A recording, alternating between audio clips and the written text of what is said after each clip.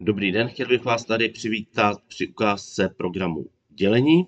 Jedná se o webovou aplikaci, která se spouští v internetovém prohlížeči. Ideálně použít internetový prohlížeč Google Chrome. Funguje to i dobře v prohlížeči Microsoft Edge. V programu Mozilla Firefox občas nastávají problémy s grafikou nebo s funkčností programu. Tak, program si spustíme ikonkou. Otevře se nám to v internetovém prohlížeči a na úvod se nám otevře úvodní stránka, kde máme všech 9 modulů. 3 moduly se týkají dělení přirozeného čísla přirozeným, další 2 moduly se týkají dělení desetinného čísla přirozeným a posledních 5 modulů se týká dělení desetinného čísla desetiným. V první části si ukážeme příklady na dělení přirozeného čísla přirozeným, první 3 moduly. Tak zvolíme první modul, kde je dělení přirozeného čísla přirozeným. Dělení se nám otevře v další záložce a program spustíme pak tlačítkem Start. Jinak dole na stránce je statistika chyb, kterých se žáci dopustí. Takže program spustím Start. Teď si zadáme čísla v dělenci. Takže dáme třeba, že budeme dělit 4ciferné číslo, potvrdíme klávesou Enter, nebo můžeme použít tlačítko OK, je to v podstatě jedno. Klávesa Enter je většinou rychlejší. Počet čísel v děliteli, takže si dáme 2ciferné číslo, potvrdíme klávesou Enter.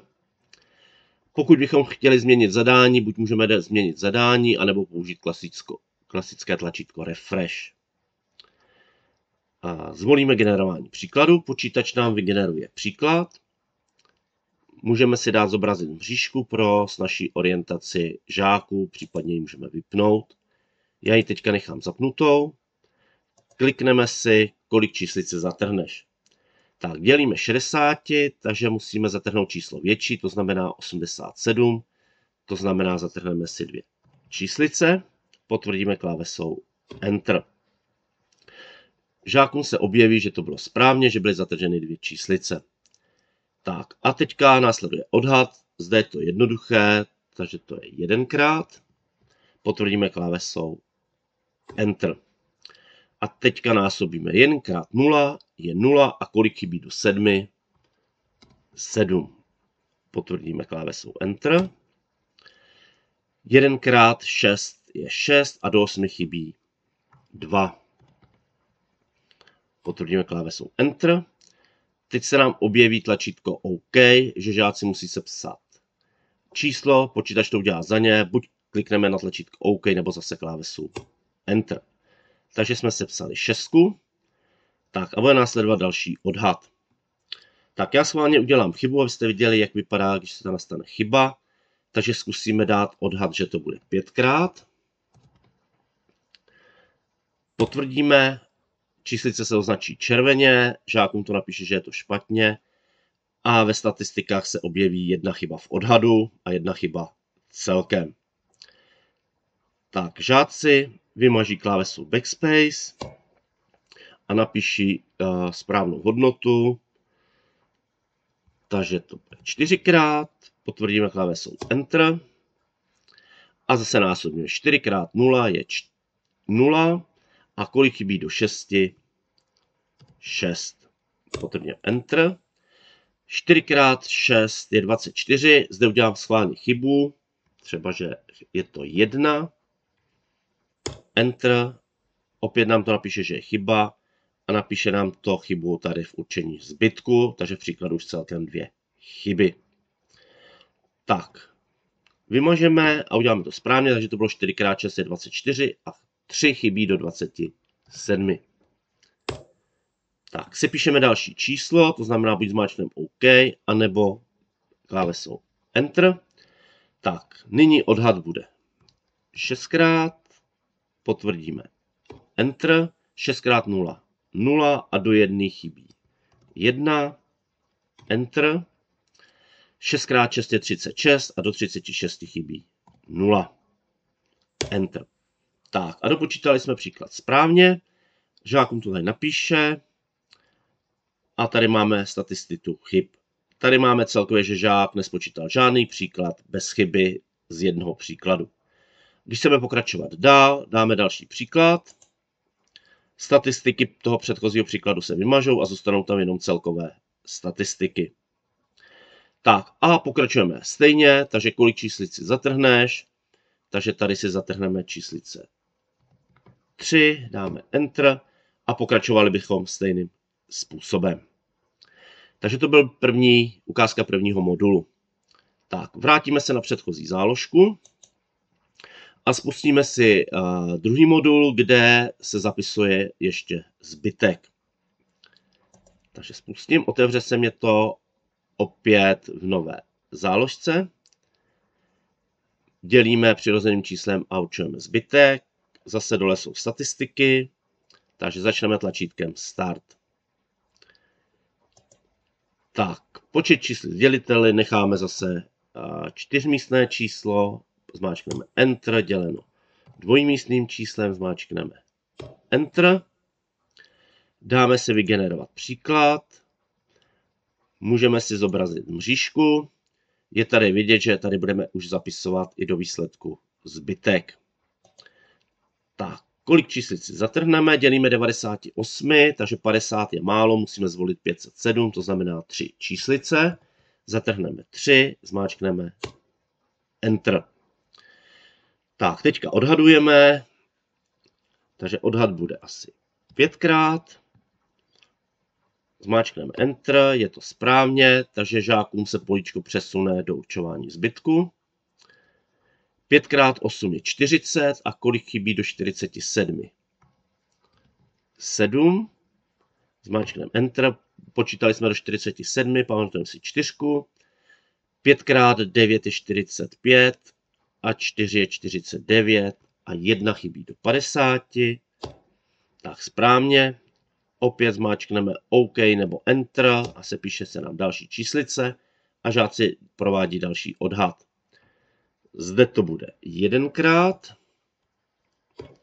1x8 je 8 a do 17 chybí 9.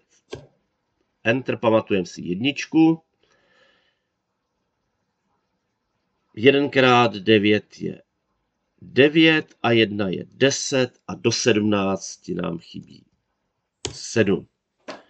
Takže vypočítali jsme správně, kurzor se přesune do zápisu zbytku. Tak, zbytek vidíme, že je 79, takže postupně napíšeme jenom číslice 7, dáme Enter, 9 a dáme Enter. Dole máme statistiky, teď jsme neudělali žádnou chybu, takže počet příkladů bez chyb je 1 z jednoho příkladu. Tak a zase, kdybychom chtěli pokračovat dál, dáme další příklad, můžeme si zobrazit mřížku nebo nemusíme a jdeme na počet zatržených číslic. A pokračujeme stejným způsobem, takže tady bychom zatrhli 2 číslice, dáme Enter a pokračujeme odhadem zbytku. A takhle pokračuje druhý modul. Tak, já si tyhle moduly zavřu. Tak a spustíme si třetí modul, dělení přirozeného čísla přirozeným. Tak, zase spustíme Start. Dáme si zase 4ciferné číslo děleno 2ciferným číslem. A tady to se nechá použít v 6. ročníku, kdy dělí na desetinná místa. A můžeme si třeba dát, že budeme dělit na 1 desetinné místo. Zase potvrdíme OK nebo stačíme tlačítko OK. Tak, tady vidíme i tvar zadání, že ve výsledku bude 1 desetinné místo. Tak dole je zase statistika. Tak, dáme vygenerovat příklad. Tak, žákům to vyjde příklad. Červeně tady mají znázorněno, že desetinná čárka se nachází za číslem. A protože máme dělit na 1 desetinné místo, tak je vhodné si za tu desetinnou čárku tu 1 nulu připsat. Takže první otázka je, kolik nul připíšeš za desetinnou čárku v dělenci. Takže připíšeme 1 nulu, protože dělíme na 1 desetinné místo. Kdybych tam dal úmyslně chybu, dal bych tam třeba 2 nuly a zmáčkl Enter, tak to napíše chybu, nepřipíší se 2 nuly, špatně a objeví se tady chyba ve statistice. Takže 2 vymažu, dám tam správně, že se připíše 1 nula. Tak a žáci už mají zadání pro dělení. Tak a nyní pokračují stejně, kolik číslic si zatrhneš. Takže zatrhneme si 3 číslice, 46 je málo, takže musíme zatrhnout 464. Takže zatrhneme 3 číslice, zmáčkneme Enter. A odhadujeme, kolik se 62 vejde do 464. Takže to bude přibližně 7krát.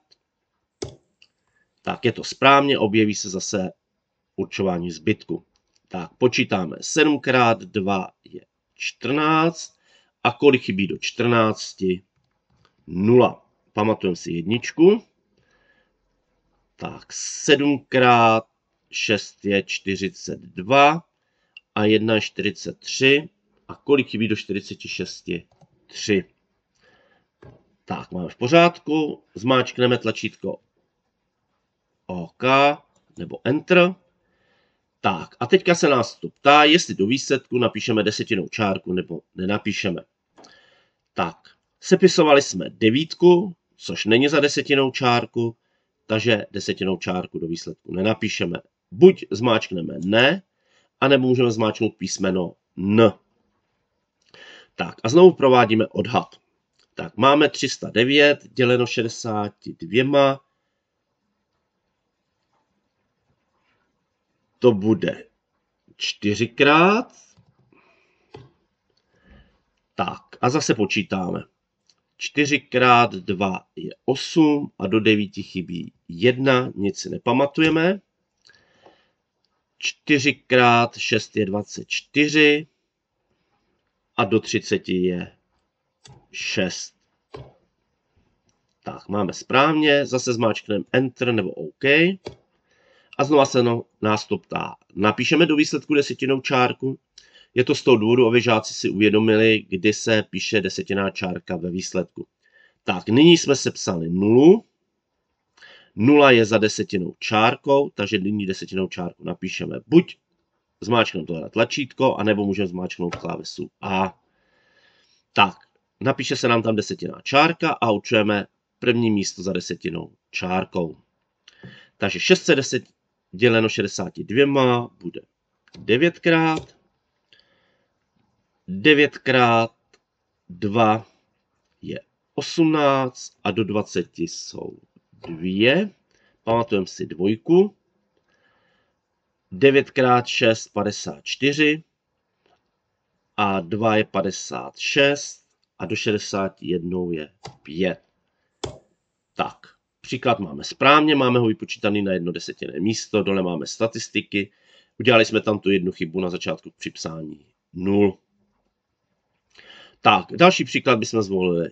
Zase tlačítko další příklad a mohli bychom pokračovat dále. Takže to by byla ukázka prvních 3 modulů při dělení přirozených čísel přirozeným číslem.